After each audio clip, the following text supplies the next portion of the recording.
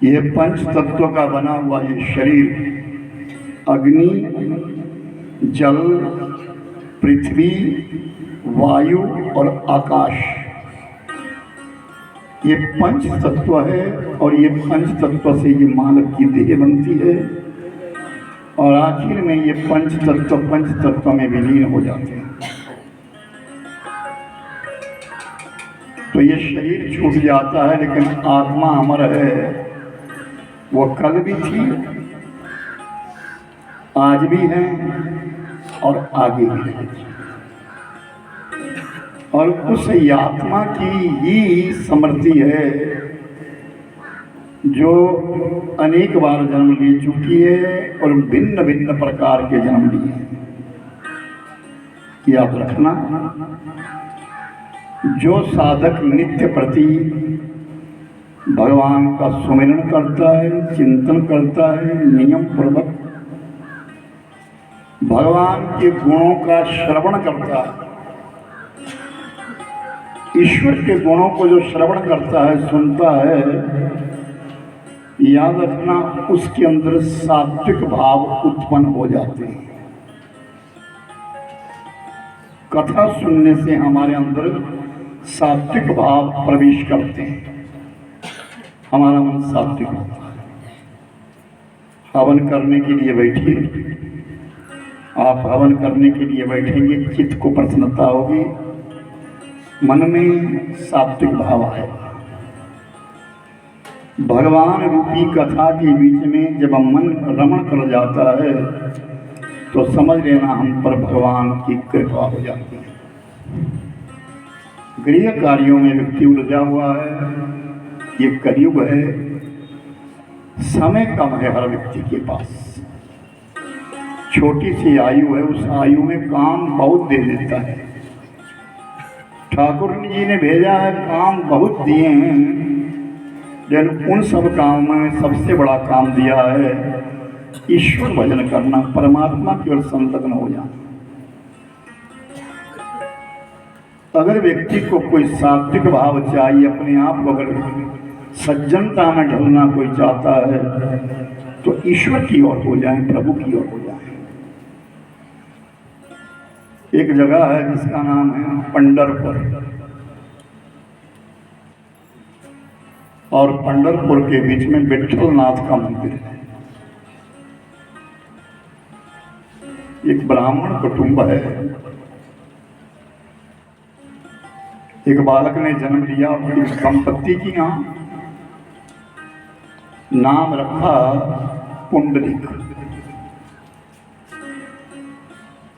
सारे गांव वालों ने बड़ा उत्सव मनाया, ब्राह्मण के यहाँ संतान हुई। अब पुंडलिक धीरे धीरे बढ़ने लगा। पिता और माता बहुत गरीब हैं, जैसे कैसे कोई भिक्षा मांगते हैं, यजमानों के यहाँ जाते हैं, कुछ भिक्षा लेकर के आते हैं, अपना परिपालन करते, अपने बालक को पालते हैं। समय आने के ऊपर पुंडलिक किसी दूसरे गांव की कन्या के साथ मन लगा बैठा और पिता के पास का संयोग बना, दोनों का विवाह हो गया। अब विवाह होने के पश्चात दोनों पति और पत्नी कुछ दिन तो बड़े प्रेम से रहे, लेकिन कुछ काल के पश्चात उस कन्या को घर में अच्छा नहीं लगा, तो वह अपने पति से कहती है, ये भिक्षा मांग करके गुजारा क्या करना, कोई बड़ा काम करें ना। क्या करें, मैं अपने पिता से तुम्हारे लिए धन दिला देती हूँ, तुम कोई व्यापार कर लो, शहर में जाएंगे, शहर में रहेंगे, अच्छे कपड़े पहनेंगे, अच्छा खाएंगे, दुनिया के बीच में घूमेंगे। और पुंडलिक का मन बदल दिया। आखिर में एक दिन पुंडलिक ने अपने पिता से कह दिया, पिता क्यों ना हम वन में क्यों ना हम शहर में चले जाएं। उस ब्राह्मण देवता ने कहा क्यों, क्या बात है, हम बहुत सारा धन कमाएंगे, क्या मिलेगा उस धन से, जो तुम धन कमाओगे उससे मिलेगा।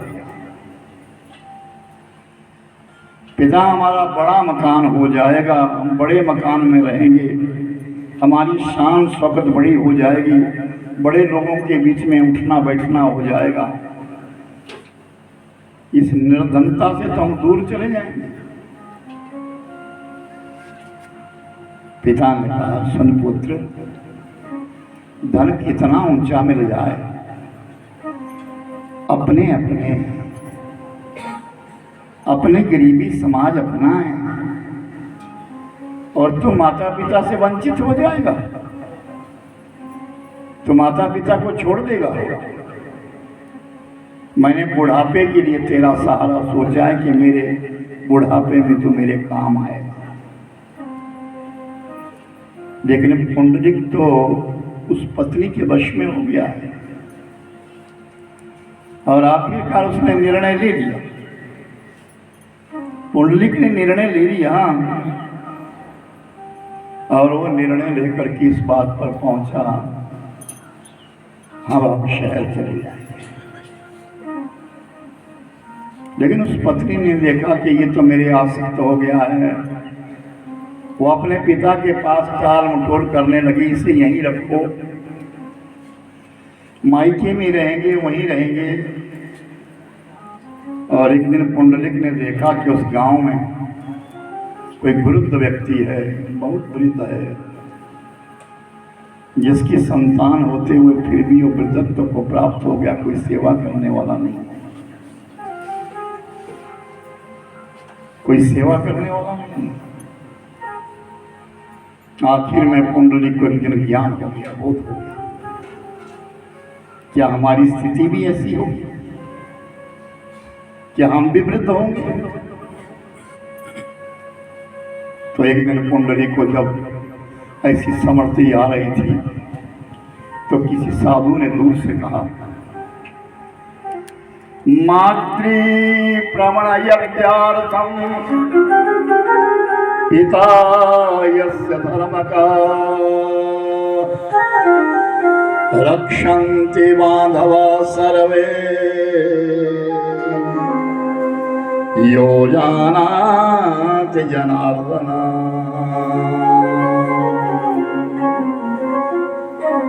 जो अपनी मां को तीर्थ मानता है और पिता के लिए धाम मानता है,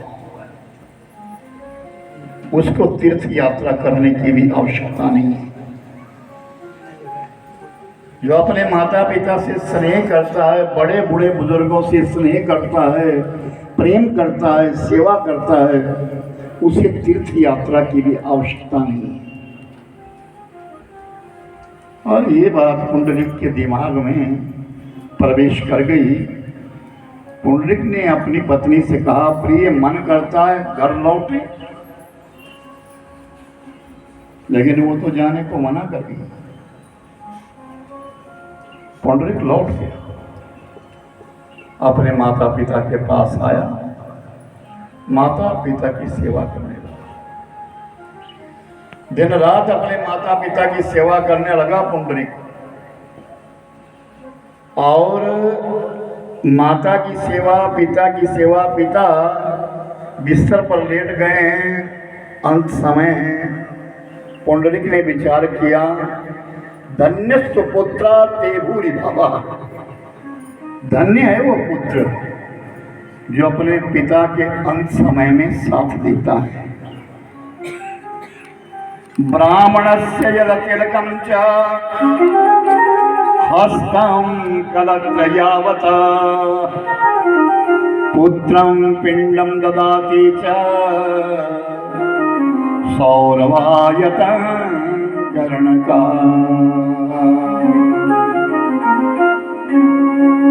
पुत्र पिंडदान के लिए है, पुत्र पिंडदान के लिए बना है और सेवा के लिए बना है। कष्टम कष्टतरम क्षुधा, पुत्र का मरण बहुत कष्टप्रद है, लेकिन उससे भी कष्टप्रद है क्षुधा, भूख, जिसका है इतिहास कुरुक्षेत्र के मैदान में हुआ है।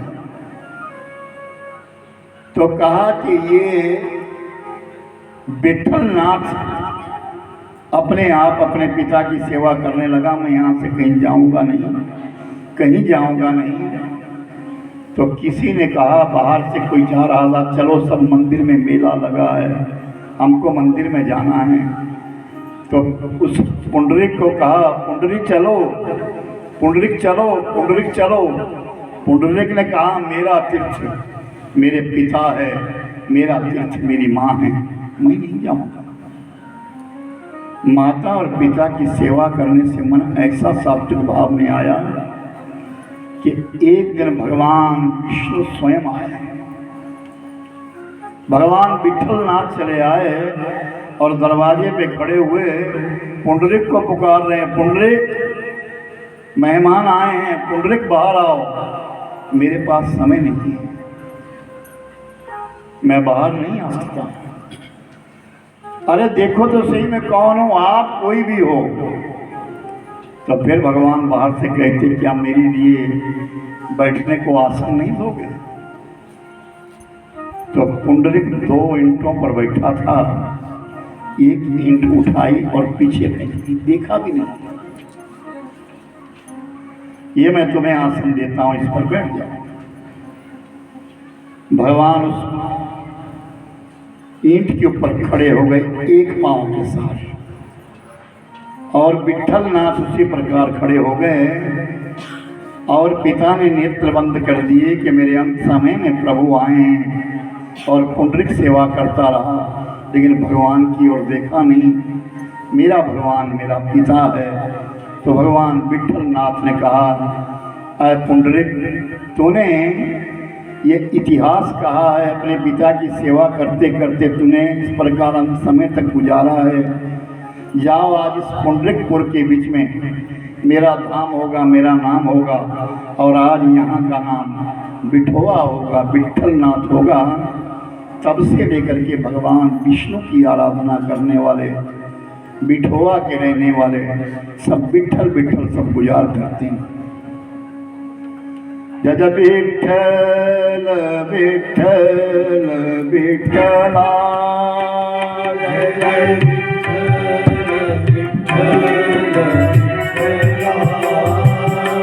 जय विठल विठल विठला, जय जय विठल विठल विठला, जय जय विठल विठल विठला, ओ जय जय विठल विठल विठला, जय जय विठल पांडुरंग, जय जय विठल पांडुरंगा, ओ जय जय विठल विठल विठला, जय जय विठल विठल विठला, ओ जय जय विठल विठल विठला, जय जय विठल विठल विठला, जय जय विठल पांडुरंग, जय जय विठल पांडुरंगा, ओ जय जय विठल पांडुरंग, जय जय विठल पांडुरंगा, ओ जय जय विठल विठल विठला, जय जय विठल विठल विठला, ओ जय जय विठल विठल विठला, ये जय जय विठल विठल विठला, ओ जय जय विठल पांडुरंग, ओ जय जय विठल पांडुरंगा, ओ जय जय विठल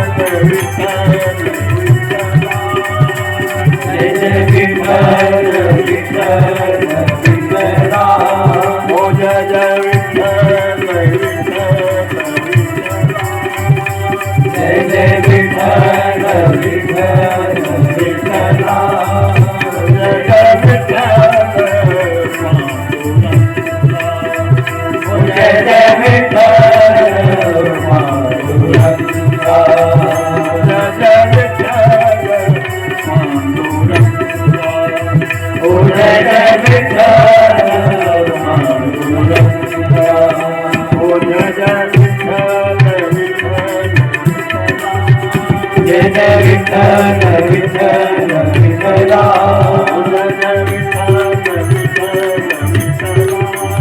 जय जय विठ्ठल विठ्ठल विठ्ठला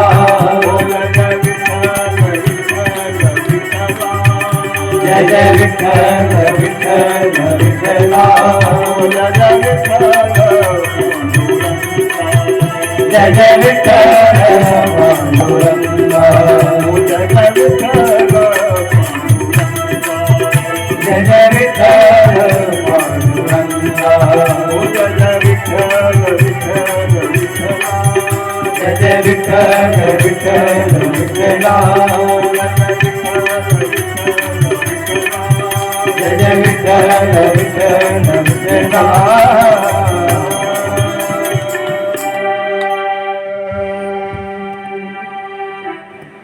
भगवान का सुमिरन चिंतन करने से मेरे भाई बहन मन को चित्त को प्रसन्नता होती है और सात्विक भाव आने प्रवेश हो जाती है।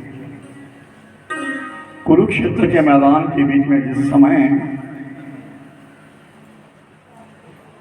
महाभारत के युद्ध में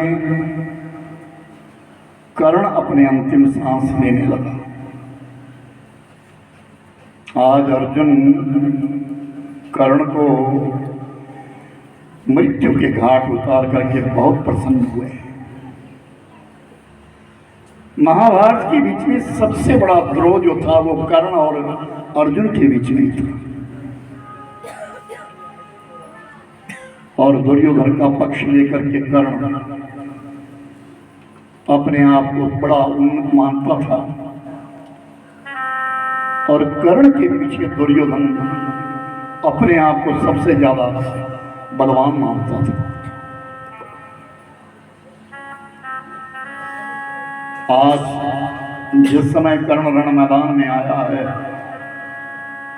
गुरु द्रोणाचार्य के देहावसान के पश्चात कर्ण को आज्ञा मिली, सेना नायक कर्ण बन गया। दुनिया की नजरों में सूत पुत्र है, जबकि वो पांडु पुत्र है, कुंती पुत्र है, लेकिन दुनिया उसको सूत पुत्र कहती है। और कर्ण की अपनी विलग महिमा है, वांग देश का राजा है, 2 पत्नियां हैं, 4 पुत्र लिखे हैं, और दानी नहीं महादानी है, प्रलभ दानी है। ऐसा कर्ण आज रण मैदान के बीच में उतरा है और अर्जुन के संग में युद्ध हुआ है, और समय के ऊपर कर्ण का रथ जमीन ने निगल लिया, पकड़ लिया, गुरु श्राप के द्वारा। गुरु ने दिया हुआ श्राप है। कर्ण ने जो विद्या सीखी परशुराम से, कि परशुराम का एक ही उद्देश्य था, मैं केवल और केवल क्षत्रियों को अपना ज्ञान दूंगा, ब्राह्मणों को ज्ञान दूंगा। तू तो सूत पुत्र निकला, जिसकी परीक्षा नहीं होनी थी।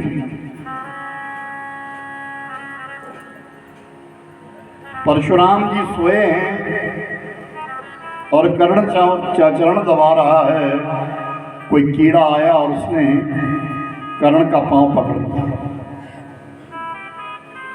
और उसी जंगा के ऊपर परशुराम जी का मस्तक था, गुरु महाराज का सेवा कर रहा था कर्ण। अगर वो कीड़े को किनारे फेंकता है तो ये टांग हिल जाएगी, गुरु महाराज की नींद टूट जाएगी। मैं नहीं चाहता ऐसा। तो वो कीड़ा काटता रहा, कर्ण को काटता रहा, और कर्ण के शरीर से रक्त की धारा निकल गई। जब वो रक्त की धारा परशुराम के नीचे से निकलने लगी तो परशुराम की निद्रा टूट गई। परशुराम ने देखा, ये क्या, इतना खून मेरे नीचे कहां से आया? तो तो देखा कि कर्ण की टांग में तो कीड़ा पड़ा है और उसने आधी टांग को खा दिया। परशुराम को समझते देर नहीं लगी, ये क्षत्रिय नहीं है, ये ब्राह्मण नहीं है, इसके अंदर इतनी प्रबलता है, इतनी सहन शक्ति है, ये कौन है? बताओ तुम कौन हो, सत्य कहो तुम कौन हो।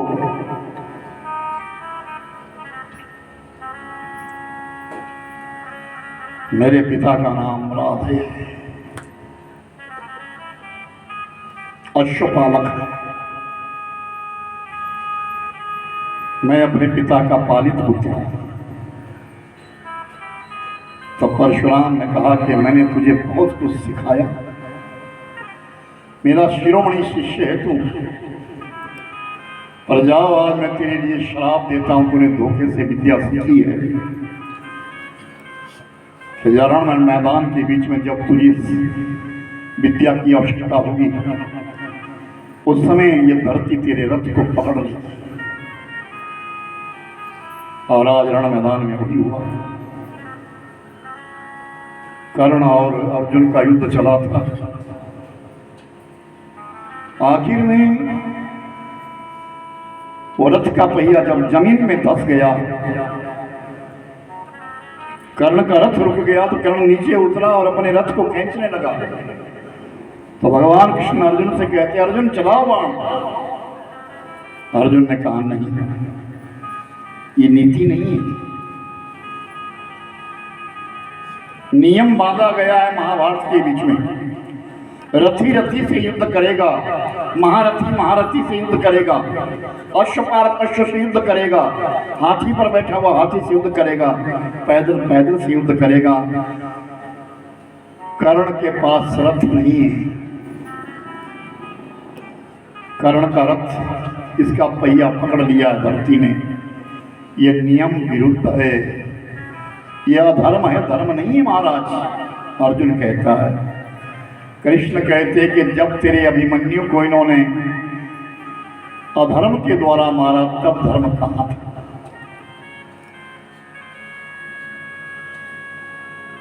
अब पुत्र की वेदना, पुत्र की पीड़ा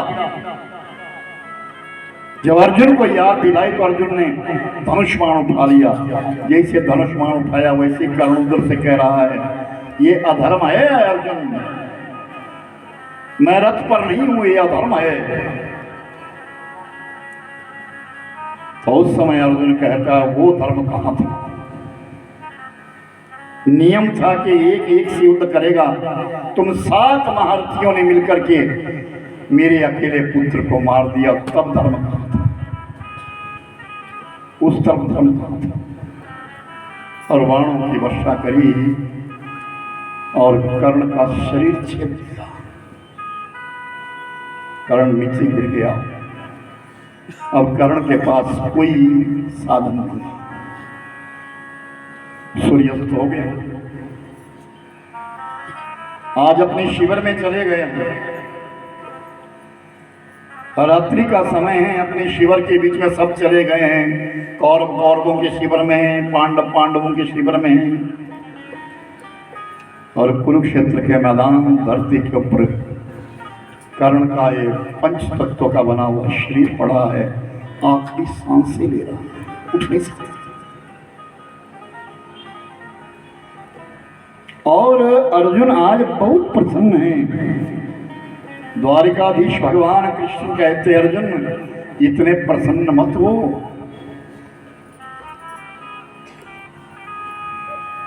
क्या तुमने कर्ण को मारा है? हाँ महाराज, आज कर्ण नहीं,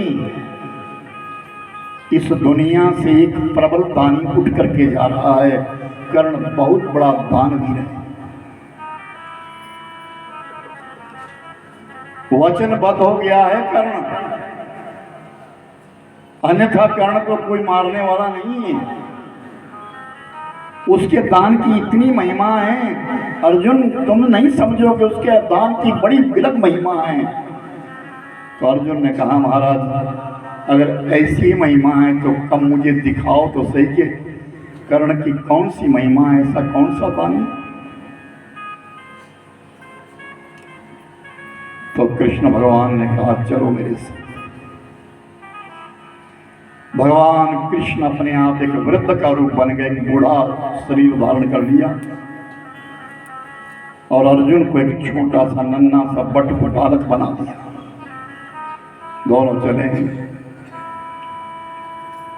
उस स्थान पर चले गए जहां कर्ण नीचे गिरा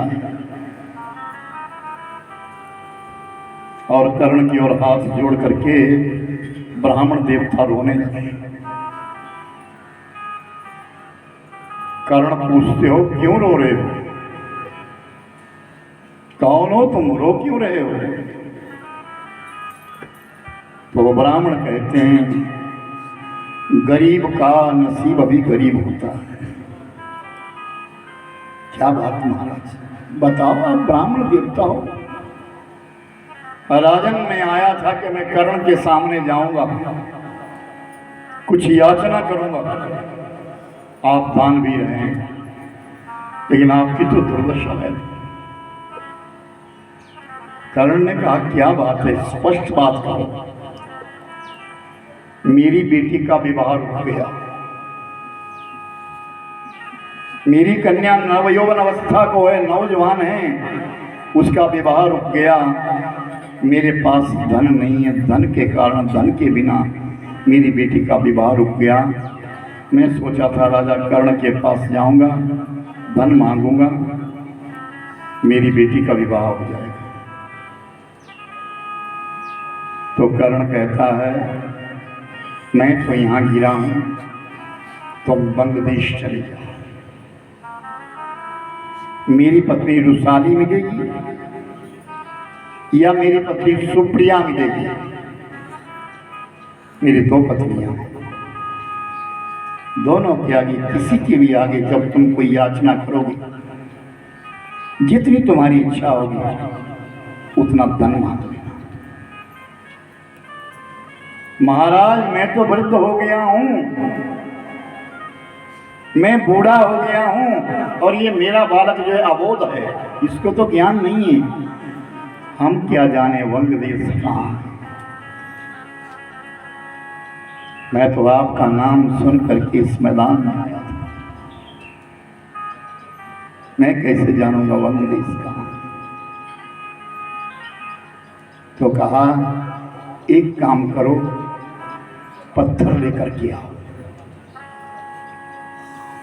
एक पत्थर लेकर के आओ, मेरे जो दांत हैं इन दांतों में सोना लगा हुआ है, मेरे दांत तोड़ दो और इन दांतों से सोना निकाल दो और अपनी बेटी का विवाह करो।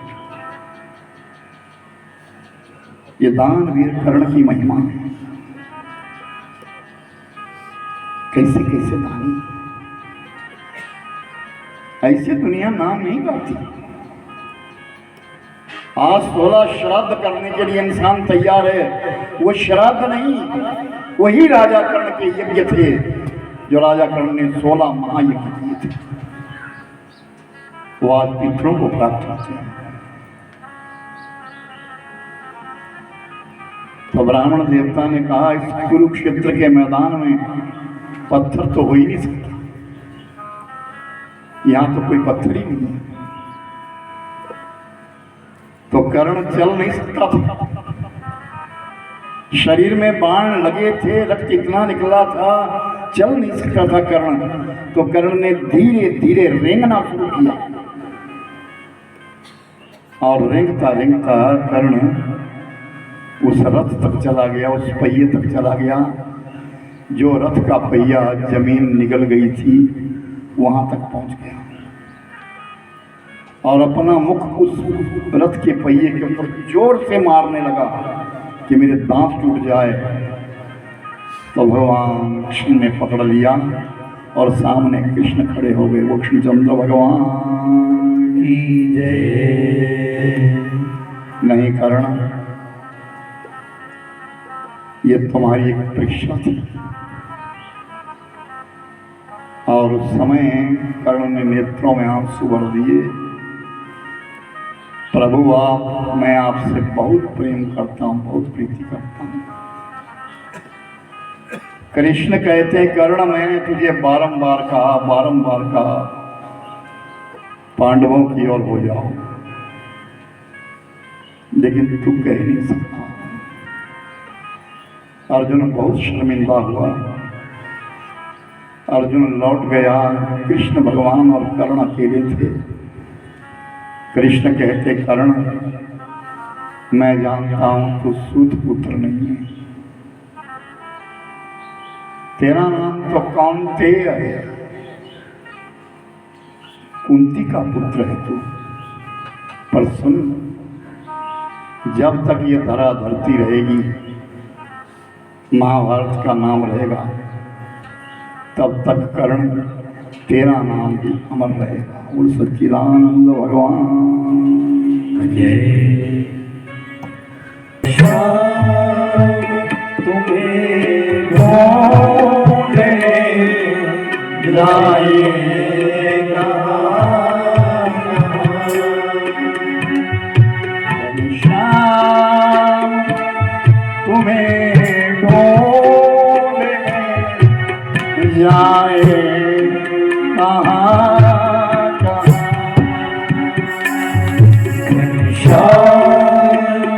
तुम्हें ढूंढने जाएगा, अपनी याद दिखाए कहाँ अपने पिता की याद दिखाए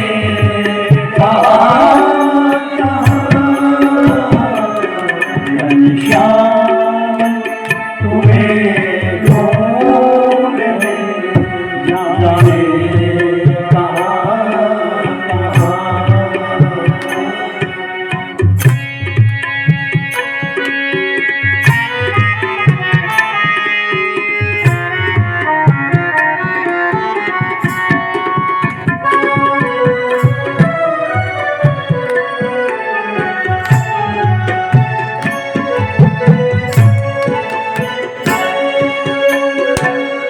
जिनको कभी मरे खुद बन गए मरी, जिनको कभी देख के खुद बन गए मरी, जिनको कभी मरे खुद बन गए मरी, ऐसे मरी दिखाए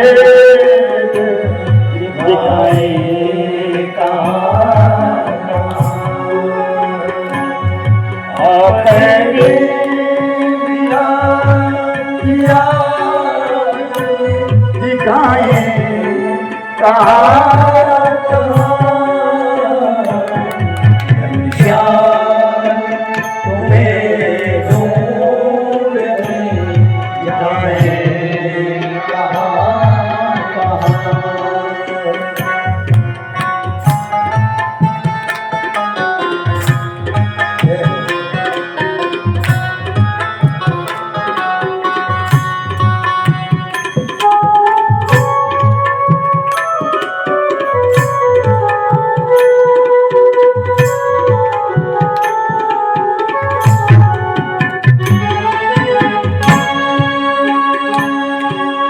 चरणों की खाक सारी खुद खाक बन गए,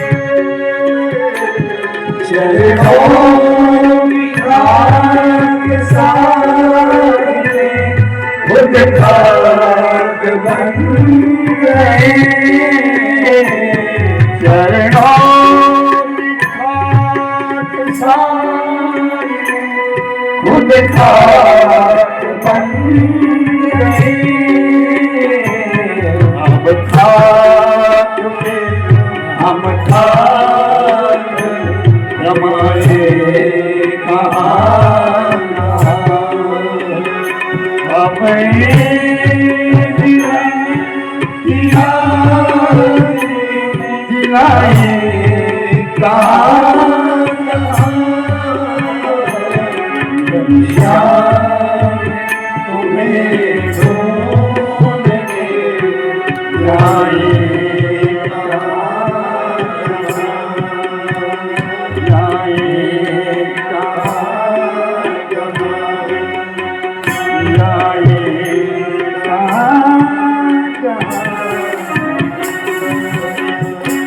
दूसरे के घरों को रत्नों का भरा हुआ देख करके इच्छा मत कर। क्यों? यद लिखितम ललाटे तदनोन्नम भविष्यति। जो हमारे परमात्मा ने हमारे ललाट में लिखा है वो हमको अवश्य मिलेगा। जो हमारे भाग्य में है वो भाग करके आ जाएगा, और जो भाग में नहीं हो आकर के भी चला जाएगा। यद लिखितम ललाटे, जो ललाट में लिखा, ज्यादा अभिलाषा मत करो। वो देने वाला है, खुद दे देगा। किसी ना किसी कोई स्रोत बनेगा आपका, आप कोई ऐसा काम करेंगे आपके पास स्वतः पहुंच जाएगा। आज सुदामा जा रहे हैं, दोपहर का समय आ गया है। भगवान विष्णु वैकुंठ में बैठे बैठे आज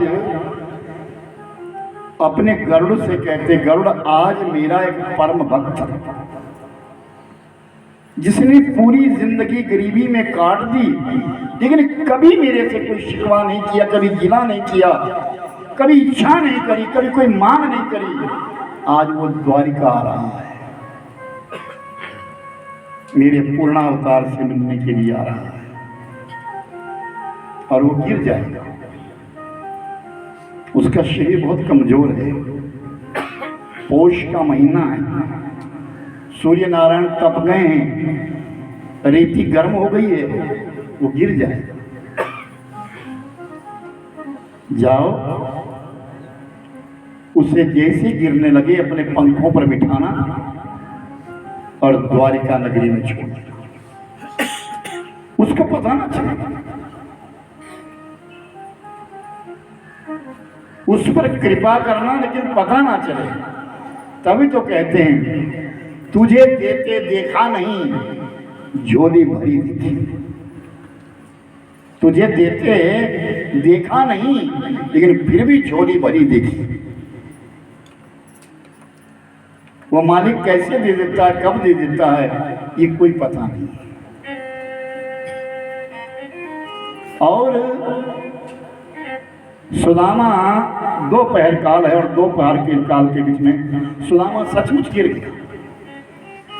गरुड़ जी आए और गरुड़ जी ने अपने पंखों के ऊपर सुदामा को बिठाया और सुदामा को उड़ा करके ले गए और जा करके द्वारिका में छोड़ दिया।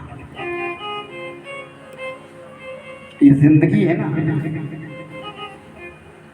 ये समय चक्कर कैसे चला है। कहते हैं समय चला पर कैसे चला ये पता ही नहीं चला। विचार करें,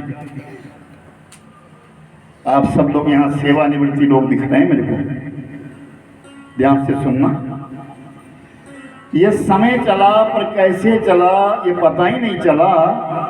जिंदगी की आपाधापी में कब उम्र निकल गई पता ही नहीं चला। कंधे पर चढ़ने वाले, कंधे पर चढ़ने वाले कंधे तक पहुंच गए, पता ही नहीं चला। फिर कहते कि हम किराए के घर में रहते थे, आज इन महलों में आ गए, पता ही नहीं चला। साइकिल पर चलते थे या पैदल चलने वाले, हम कब गाड़ियों में बैठ गए हमको ये पता ही नहीं चला। फिर कहते हैं एक दौर था, एक दौर था, बेखबर सो जाते थे हम, कब रातों की नींद उड़ गई पता ही नहीं चला। और फिर सुनो, दर दर से भटकते थे नौकरी पाने के लिए, दर दर पे भटकते थे नौकरी पाने के लिए, कब रिटायर हो गए पता ही नहीं चला। फिर कहते हैं बच्चों को कमाने बचाने के लिए इतने मशगूल थे हम, अपने बच्चों को कमाने धुमाने के लिए इतने मशगूल थे हम, कब बच्चे हमसे दूर हो गए पता नहीं। भरे पूरे परिवार में सीना चौड़ा करके हम घूमते थे, अपने भाई बहनों के साथ बड़ा गुमान था, सब साथ टूट गया। कब परिवार हम दो पर सिमट गया पता ही नहीं। एक बेटा हुआ, एक बेटी हुई, बेटी को दामाद ले गया और बेटे को बहू ले गई, हम दो के दो रह गए। अब सोचा था कि कुछ अपने लिए भी कर गुजरेंगे, अब सोचा था कि कुछ अपने लिए भी कर गुजरेंगे, पर अब इस शरीर ने साथ देना छोड़ दिया, एक पता ही नहीं। ये जिंदगी घटती चली गई, ये समय बदलता चला गया। मैंने कहा ना कि जब मैं 26 वर्ष पहले आया, कितने लोग थे, आज उनमें से कितने लोग दिखते हैं, लोग बहुत चले गए। बड़े प्रेमी, बहुत प्रेमी थे, सज्जन थे, दौड़ दौड़ के आते थे, नड्डा जी आए। और जो यात्राएं यहाँ होती थी, बाजार से जब यात्रा निकलती थी, हनुमान मंदिर तक जब यात्रा चलती थी, पुराण की शोभा यात्रा निकलती थी, बच्चा बच्चा सब चले होते थे पीछे, क्योंकि कथाओं की प्रारंभता थी उस समय यहाँ। अब तो यहाँ आपके यहाँ बहुत कथाएं होती है, खचा खच दुनिया भरती थी कथा के लिए। अब तो सोचे लगी ये कथा जाएंगे, एक दिन बुलाया जाएंगे, हाजिरी दे करके आ जाएंगे। हरे राम राम राम सीता राम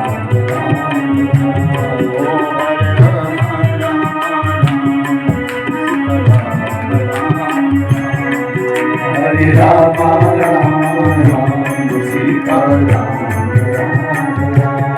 ओ हरे राम राम सीता राम राम हरे राम राम सीता राम ओ हरे राम राम सीता राम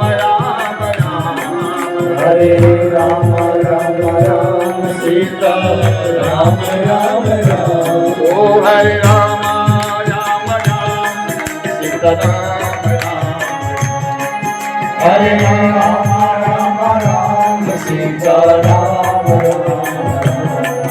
हरे राम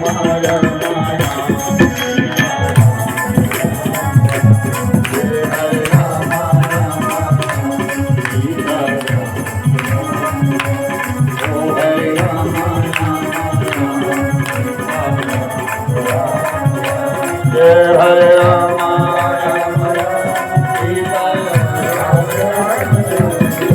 हरे राम राम राम हरे राम राम राम सीता राम हरे राम राम सीता राम ओ हरे राम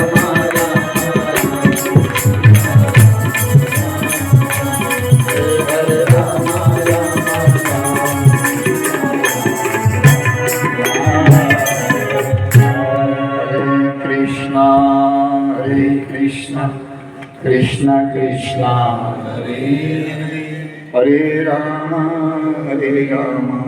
राम राम हरे कृष्ण कृष्ण कृष्ण हरे राम राम राम हरे कृष्ण कृष्ण कृष्ण हरे हरे राम राम राम हरे